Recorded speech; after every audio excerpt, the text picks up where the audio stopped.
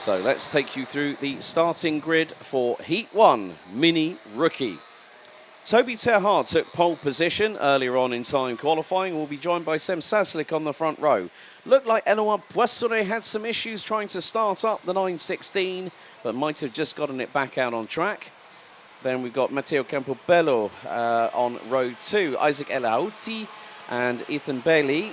We have got 2 karts in the dummy grid, Sam Saslik being one of them, and I think also Ethan Bailey is also there. So the drivers starting 2nd and 6th, not making it out in time.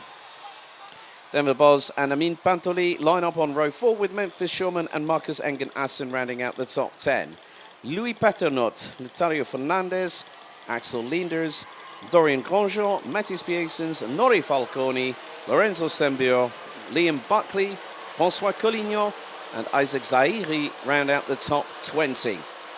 Ron Broema, Philippe Massard, Joshua Lorison, Luc Le, Maxime Von Crane, and Victor Desenclos rounds out the 26-strong grid. So once again, 9 minutes plus an additional lap. The grids have already been set for both of our qualifying heats. So with the drivers now making their way around the circuit once again, it is going to be a case that the lights will ignite on the starting gantry. And the driver in the dummy grid, Ethan Bailly from France, will be released once the field has been released under their 2x2 rolling start here at Karting Genk. And already some cheers coming in on YouTube for Amin Pantoli, starting down in 8th place. But one of the things that myself and Simon very much agreed on earlier on today is that it doesn't matter about where you start in qualifying, it is about where you finish as the drivers start getting themselves into some semblance of order. There is going to have to be a gap on the outside of row number 3 for where Ethan Bailey was due to start. So Mini Rookie gets underway with its halfway point of the season here in 2024 at the home of champions, Karting Genk. Red lights are on the gantry for the first time for 3 races here today as qualifying Heat 1 heads into the tram lines, revs rise. False start has been called, and they're going to go round again. Of course, at this halfway point of the championship season, consistency gets you ever closer towards a title. And with the consistency, the run of form that Amin Pantoli has had so far this year, a lot of drivers fancy that they have an opportunity to get the job done as well. And it's only when we get to round 4 next month that we'll really get an indicator of who is and who isn't in contention. And that is the key point that we will have here at the home of champions. A double header, and then the 10th to the 13th of October is the final round of the championship season, which then we'll see who will be heading to Valencia in early November for the 2024 Yame Warrior Finals. And still, the tension is palpable here at Karting Genk.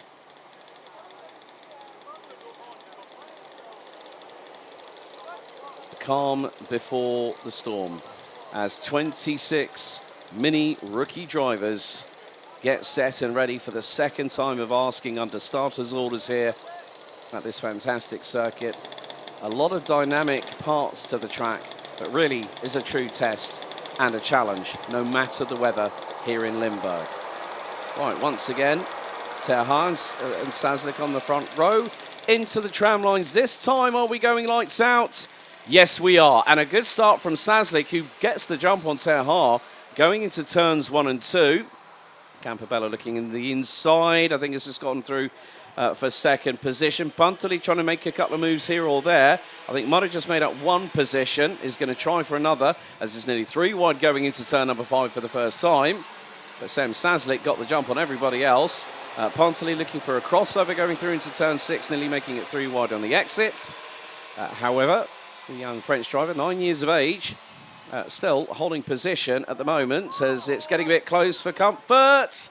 as two nearly trip over each other. I think it was around about third place that we might have seen a little bit of a drama, possibly with Matteo Campobello and Elouin Poissonnet. However, the drivers continue as they are. All 26 runners and riders, including Francis Ethambeli, who's now a little bit further back than he would have liked to have been, having due to start on the outside of row number 3, but one lap in the books. Sem Sazlik leads, and it's by a comfortable margin. Second, Toby Terhar. Third, Amine Pantoli. Le premier tour de bouclé dans cette manche qualificative de la catégorie mini rookie, avec le meilleur des départs qui a été pris par Sem Sazlik. On ne fera pas ici d'analyse, mais il faudra vérifier si Sem Sazlik n'a pas volé le départ par rapport à Toby Terhar qui s'est lancé en pole position. Et là c'est un accrochage avec le numéro 923, c'est Isaac El Aouti qui s'est fait surprendre là-bas juste avant la ligne droite de l'Europalan. Il a dû passer par l'herbe, le pilote français qui a donc perdu pas mal de positions. On vous disait donc tout à l'heure lors du départ une suspicion de départ anticipé pour Sem Sazlik. C'est la direction de course qui décidera évidemment de la suite à donner à tout cela. Ils sont maintenant bien équipés pour analyser tout cela, et donc on attendra la fin de la course pour vous donner cette information. En attendant, Sem Sazlik est toujours bien en tête. Amine Pantoli est passé en deuxième position. Le leader du championnat, le pilote français qui démarrait assez loin sur cette grille de départ depuis la 8e position. Il est déjà deuxième et donc bel et bien revenu aux avant-postes avec le meilleur tour en course, 1:03 610. Il devance Toby Terhar, Denver Boss, le pilote néerlandais, Matteo Campobello en 5e position. Et puis on retrouve Memphis Skurman, Marcus Enganassen en 7e position, deuxième du championnat.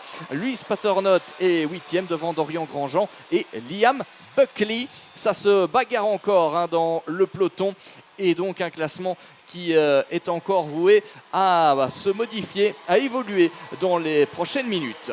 Yeah, just saw Lorenzo Sambir from France overtake Luxembourg's Philippe Massard coming out of turn number 6. Meantime, Toby Terhar putting Amine Pantoli under significant pressure. And whilst that's happening, that's going to allow Belgium's Sem Sazlik to lead the way. It was 1.7 seconds. It's now just under 1.7. However, Toby Terhar on the Praga chassis, the 944 from the Netherlands, gets through on Amine Pantoli from France. A little bit further back, we have got some dueling going on through turns 3, 4 and into 5. Behind Terhar and Pantoli, which is being led by the Flying Dutchman Denver Boz, who's got Matteo Campobello, Memphis Skurman not too far behind. The 999 from the Netherlands. As up the inside, tries to go Campobello, runs Boz a little bit wide, but he still holds on, but loses out fourth. And oh no, big incident between the pair. Oh, dearie me. Matteo Campobello waiting to go for the move on, well, it was not. I think it was Memphis Skurman that was trying for the move there and mounted the right-hand side of Denver Boz. Denver Boz is still running, however, but that's put him into the clutches of all those behind. I think I can at least 5 or 6 carts behind the 987. So Memphis Skurman has tumbled down the order. Yellow flags just off of turn number 8, and I think that is Memphis Skurman's race possibly done and over with. Yeah, that's dropped him outside of well. Didn't broke the timing being for sector 2, but yeah, that was a bit of a hefty whack. I'm sure that Denver Boz might be reeling a little bit afterwards, but nothing that a cold compress or an ice pack might be able to help. Ouais, et cet accrochage avec Denver Boss et Memphis Skurman qui a coûté cher à Memphis Skurman, contraint à l'abandon. Et information importante, Alex, dans cette manche qualificative, on nous annonce sur nos écrans 13h57 il y a quelques instants, Black Flag pour le numéro 949, c'est Sem Sazlik. Oh, that puts Amine Pantoli back into the race lead. Now, bearing in mind, Ethambeli from France did not take up his customary position on P6, so Sem Sazlik has to park that kart within the next couple of laps. But, well, Toby oh, what's happened with... I've seen Amine Pantoli drop off the timing screen as well. right down the order. Toby Terhar now leads from Matteo Campobello according to the live timing. But we'll... Alors Alex, je ne sais pas ce qui s'est passé avec Amine Pantoli. Il devait en principe reprendre le leadership. Et Amine Pantoli, où est-ce qu'il est? Il est passé pratiquement partout. Il n'est pas quelque part... Hypothèse, est-ce qu'il n'est pas rentré à la place de Semsazlik? Est-ce qu'il n'a pas confondu son numéro? On ne saura pas vous le dire maintenant, mais en tout cas, ce qui est sûr, c'est qu'Amine Pantoli ne terminera pas aux avant-postes durant cette course. C'est Semsazlik non plus. Amine Pantoli qui est quand même passé par la ligne de départ et d'arrivée. Que s'est-il passé avec le pilote français? Il est juste là, Alex. Il est toujours en piste. Oh, and we've also we've had another drama. 966 is off the circuit. That is Axel Leenders. That is off of turn 10. But yeah, I mean, the only thing that I can summarize here with possibly with Amine Pantoli is the fact that, let's just have a look. He's currently in 21st, running behind Victor Desinkle. So whether Pantoli's had a mistake happen, or something's happened whereof it might have been technically related, or maybe, and we've seen it before, you know, these are 60cc engines on these mini rookie karts, and there can be the possibility that a technical issue might then result in a lack of power, and that could be the why that Amine Pantoli has dropped off outside of the top 20 behind Victor Desinklos from France. But Toby Terhar, with a minute and a half remaining, leading, but Matteo Campobello from Belgium has been closing in on the Dutchman. Denver Boss still running, third. Elouin Poissonnet, fastest lap of the race so far, 1 minute 3.057. Louis Petronot, Dorian Grandjean, Marcus Engen-Assen, Lorenzo Sambur, Liam Buckley and Mathis Biesens round out the top 10. But Campobello closing in on Terhar as they go into turn 7 off of the Europolon. Oui, la bagarre pour la première position qui occupe pour l'instant nos images et qui concerne Toby Terhar pour l'instant en tête, le néerlandais qui doit faire face à la pression de Matteo Campobello. Ces deux-là ont une belle avance sur les plus proches poursuivants et il faudra être intelligent dans la bagarre entre ces deux-là. Derrière, c'est Denver Boss qui occupe la 3e position devant Elouan Poissonnet. Et le grand perdant de cette manche qualificative, c'est Amine Pantoli, qui est toujours en course, mais qui a perdu énormément de positions dans la bagarre. Et c'est aussi la grande déception pour Semsazlik, qui s'est vu présenter le drapeau noir. Et donc ça, c'est une disqualification de la course. Le pilote contraint donc de rentrer alors qu'il était en tête du classement. La bagarre est présente à tous les étages, on l'a vu, avec notamment cette bagarre pour la 3e position entre Denver Boss et Luis Paternot.